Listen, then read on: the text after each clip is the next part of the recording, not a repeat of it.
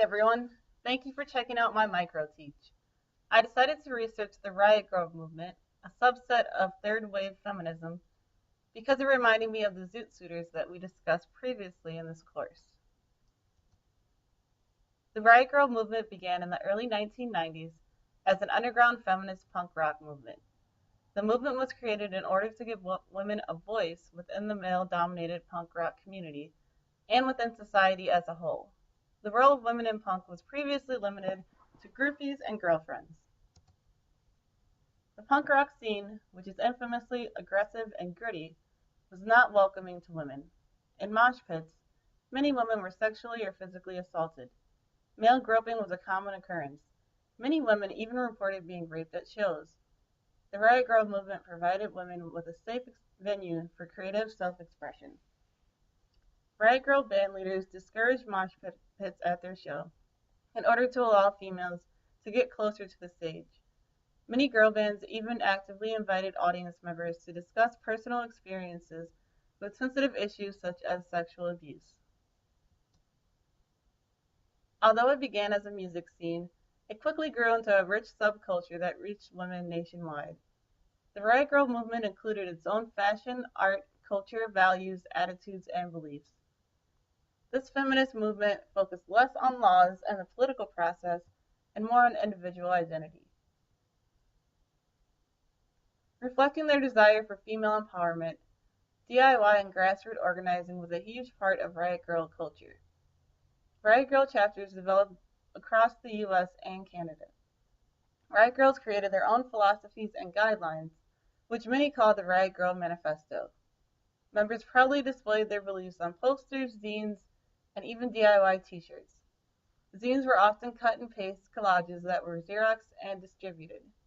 They used zines to spread their message, as well as challenge and ridicule popular culture which demeaned women.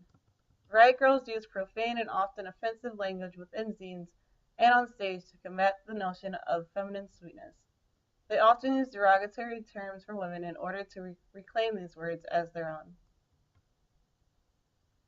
Riot Grrrls supported many of the same issues as third wave feminists, including sexuality, the rejection of strict definitions of gender, rape, domestic violence, reproductive rights, female body image.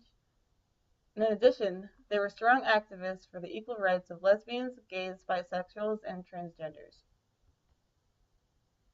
Riot Grrrls were not without their critics. Like many feminists before them, the movement was criticized for being man-haters and for ignoring minority and lower-class women. Overtly sexual clothing was acceptable and encouraged as long as it was worn for personal satisfaction and not for male approval. In addition, to take away a male's power to label a woman based on her clothing, revealing clothing was worn with words such as incest or slut written on the wearer's body. The goal was to own female sexuality. They often wore sweet, girly clothing to show that dressing girly did not make them weak. Women often combined hard and soft, masculine and feminine, such as tutus and combat boots, or shaved heads and formal gowns. Plaid skirts, baby doll dresses, and oversized flannel and band t-shirts were also popular.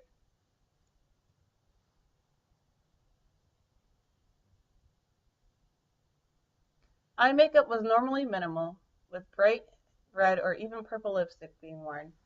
Hair was often in a wild, unnatural color such as bleach blonde, purple, or black. Hair was worn in a variety of lengths and textures, from long dreadlocks to messy bobs. In 1996, the legendary Riot Grrrl band Bikini Kill released their last album. Shortly after, hundreds of Riot Grrrl chapters dissolved nationwide. In the early 2000s, the Riot Grrrl idea of girl power received international acceptance, thanks in part to the Spice Girls.